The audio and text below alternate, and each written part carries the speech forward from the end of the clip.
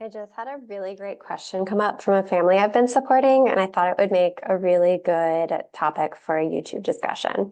So, the question was, if I get my child involved in quote unquote early orthodontics, what are we thinking about that? Does that mean that this child is going to potentially avoid kind of a second round of treatment later, or am I just signing this kid up for years and years and years of treatment that's just starting earlier? So, as we know, this is a topic that not all dentists are on the same page with when it comes to what age is appropriate for treating patients. And I like to kind of reference the American Academy of Orthodontics. It was only in 2014 that they came out with a position stating that children should be screened orthodontically by age 7 if there's no problem that's detected earlier that warrants any further investigation earlier. Now, what this means about the kind of traditional way that orthodontics was done is that that was a big shift in having children be screened early to make sure that any sort of jaw growth discrepancy was being treated early, because this is never just about the teeth.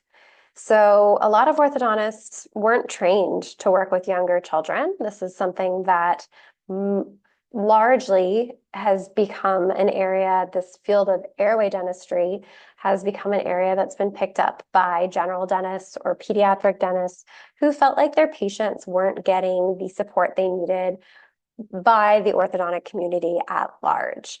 Now, that's not to say that there aren't some very incredible airway-focused orthodontics out there. There absolutely are. When I talk about airway dentistry or airway orthodontics, it's not meant to really single out the exact type of professional who's providing the treatment. It's more a dentist who has embraced this philosophy to understand that the changes we make to the jaws are going to have effects on our breathing and that can set us up for better overall health.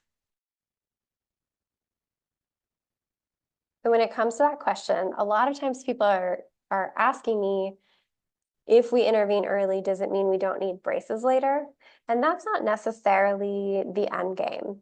The likelihood is if you do some sort of intervention early, if it's indicated that it's needed based on a child's diagnosis, the symptoms they're presenting with, how their jaws are, how their teeth are positioned, if it's warranted to do some early treatment, that's going to definitely reduce the amount of treatment that's required later. So that could be reducing the timeline of treatment that's required later.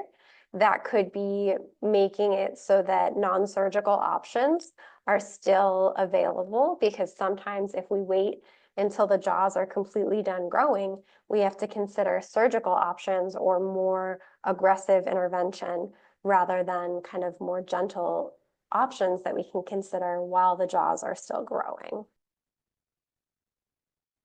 So I personally, just based on my training, I love to see early intervention. That can be, I've seen expanders and different dental interventions start as young as age 3.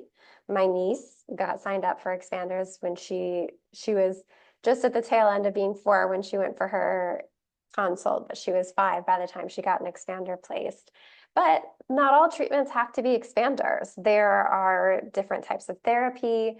There are different kinds of toys and interventions that can sort of help influence jaw growth and development. So I don't only mean to say that this is like one specific way in which we have to intervene, but typically early intervention or early orthodontics is what's referred to as phase 1 treatment.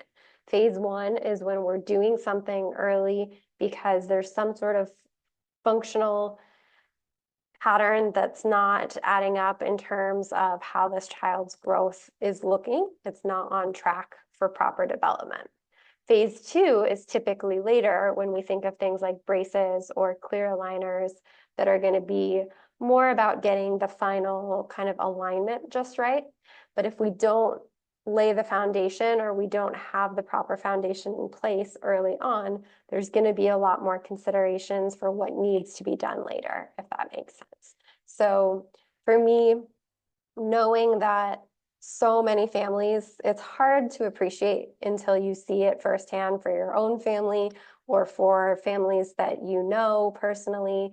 But there are so many ripple effects when we can interfere to promote proper growth and development of the jaws. We are going to be able to promote better breathing and better sleep, and so many ripple effects of better health, better attention, fewer allergies. There's a just wide range of effects, and that's a whole topic for another video. But all this to say, I highly encourage phase 1 orthodontics when it's possible. It doesn't mean that that child is going to be now starting treatment at age 3, 4, or 5 and be in treatment for a decade. That's not what it means. It's really something where they will do an early phase to correct whatever is diagnosed to be kind of a growth discrepancy or straying from how growth should be. That will get corrected early on. And then there may be a middle ground period of time where either therapy is recommended or some sort of habit correcting appliance is recommended, something to kind of help ensure that we don't lose some of the benefits of the early expansion.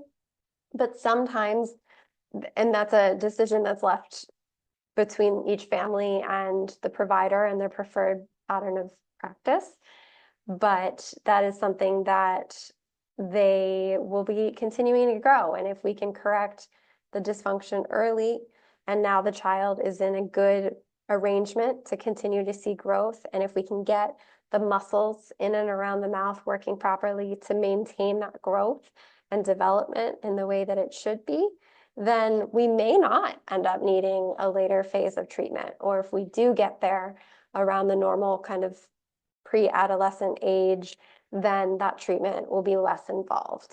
So I don't think that when someone is signing up for a treatment plan that we're signing them up for a decade of care. I think that when we wait and when we see cases show up in a child who's maybe in junior high or middle school and they haven't had early intervention, those are the cases where families are going to be complaining that their child's been in braces for years and it's a lot more complex to get things corrected in that situation.